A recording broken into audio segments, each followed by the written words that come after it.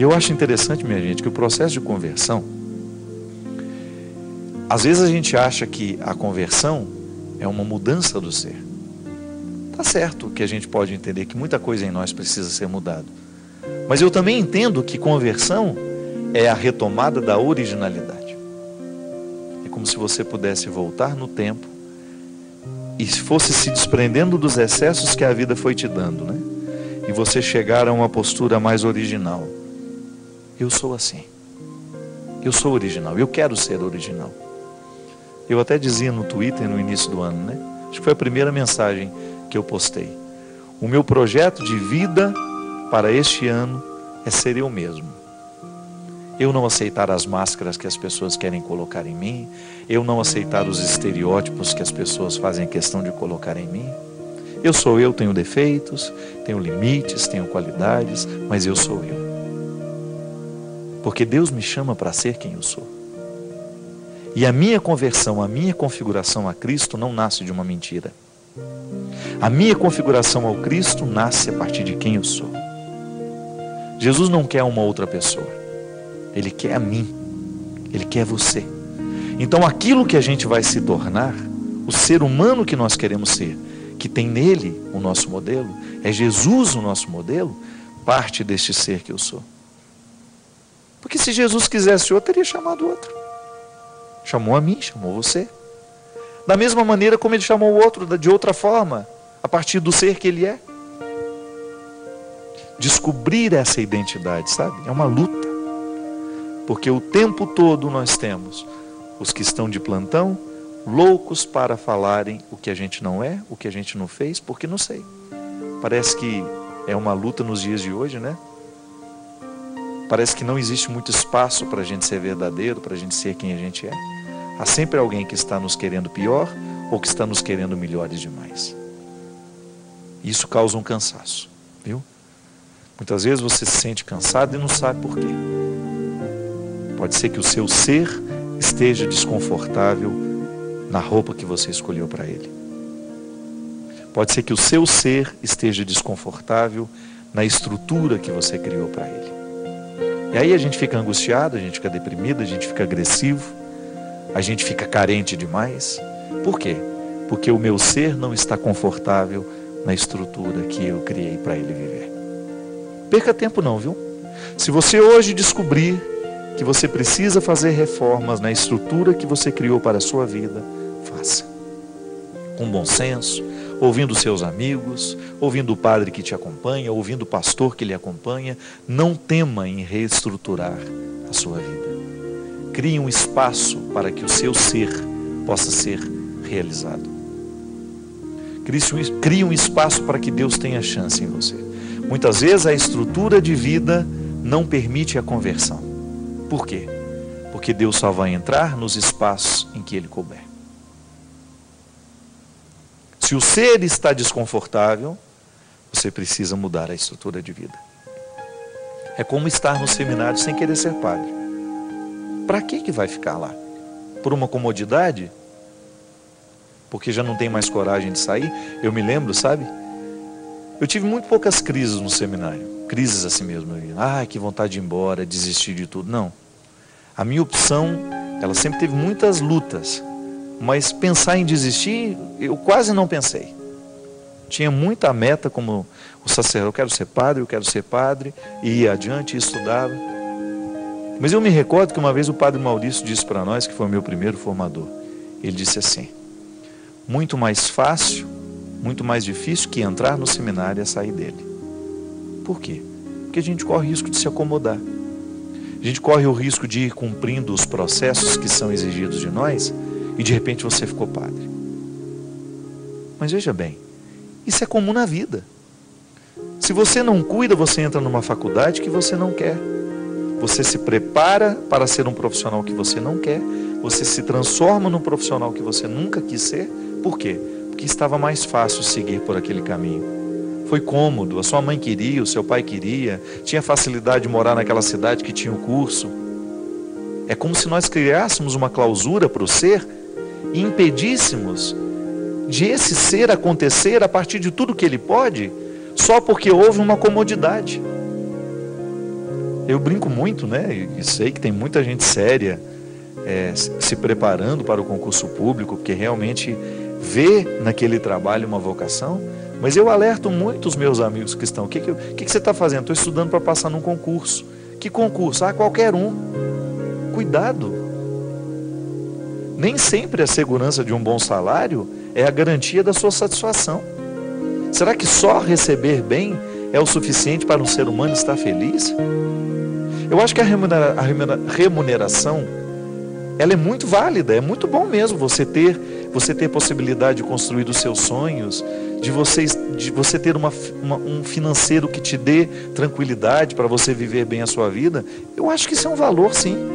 Você administrar bem aquilo que Deus lhe dá, a partir do seu trabalho, do seu suor. Agora, se você descobre que você está trabalhando só para ganhar dinheiro, que não há uma satisfação naquilo que você faz, você pode estar assassinando o ser, né?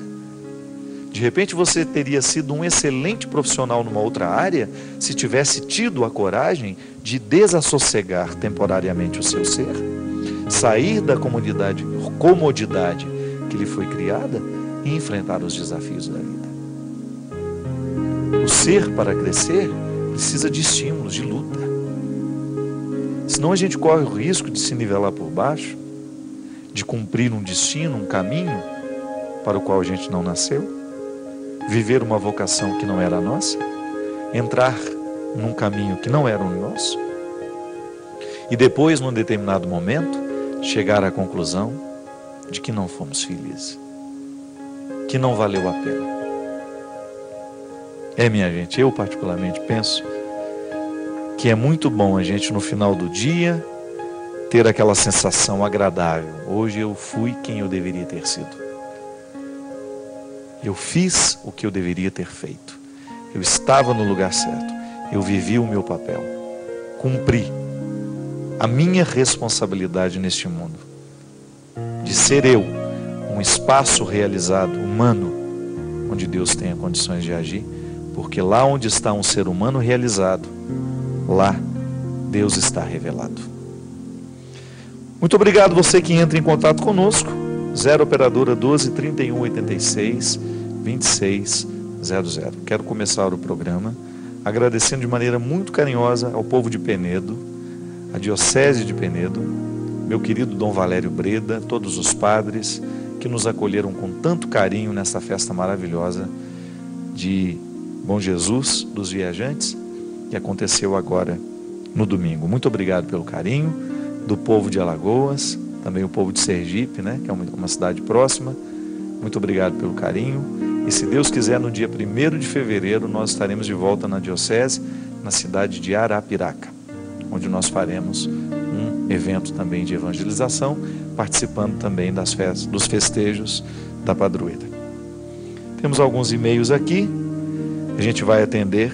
Tem uma situação que eu estava vendo hoje mais cedo, e a pessoa não quer ser identificada. Eu não preciso nem ler o e-mail, porque é uma história muito simples que tem prejudicado essa menina.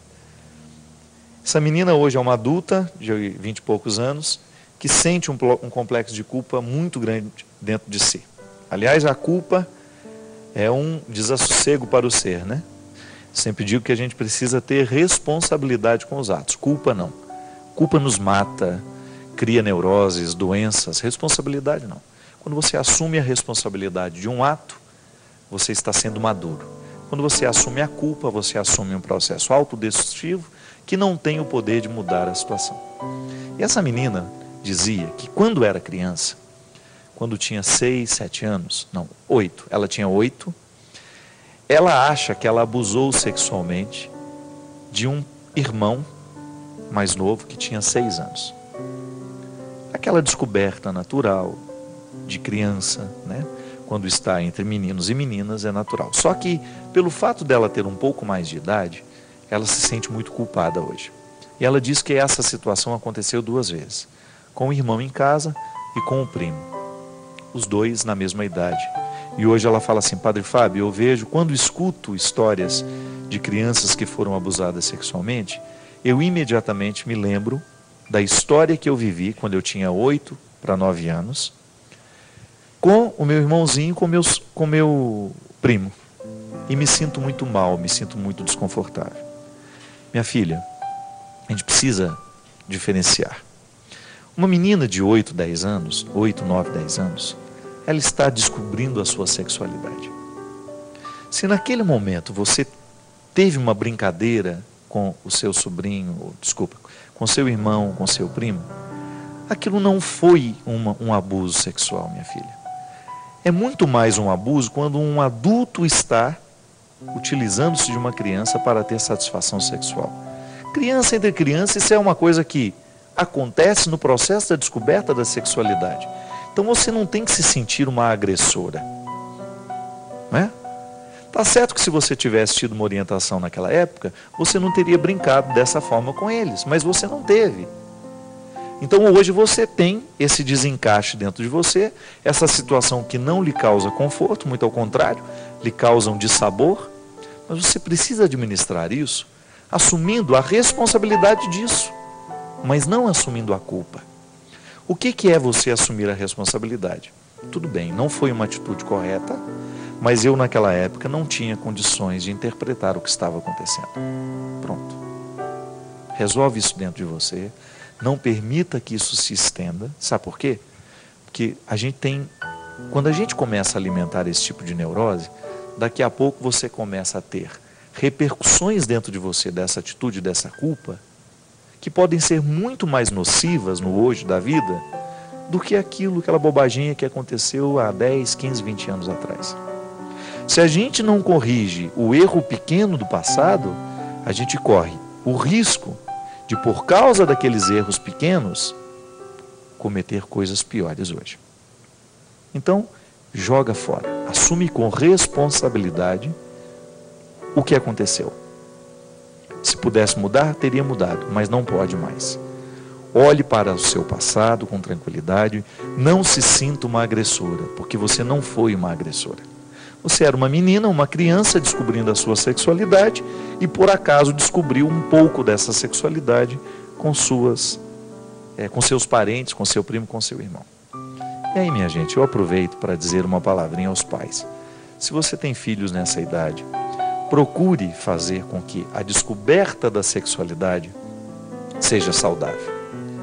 Muitas vezes uma menina procura isso no menino, né? Fica interessada em conhecer a sexualidade do menino, o sexo, né? O genital, digamos assim, justamente porque lhe faltou alguma orientação da parte da mãe, que mostrasse a diferença entre o homem e a mulher, que pudesse falar de sexualidade com um pouco mais de serenidade, que isso não fosse um tabu dentro das nossas casas, para que a gente seja mais integrado com a sexualidade que a gente tem. Não é verdade? Muitas vezes os pais têm vergonha de falar e aí os filhos vão descobrir da maneira errada. E eu acho que a responsabilidade de ser pai e mãe também compreende em ajudar essas crianças a terem uma experiência mais positiva da própria sexualidade.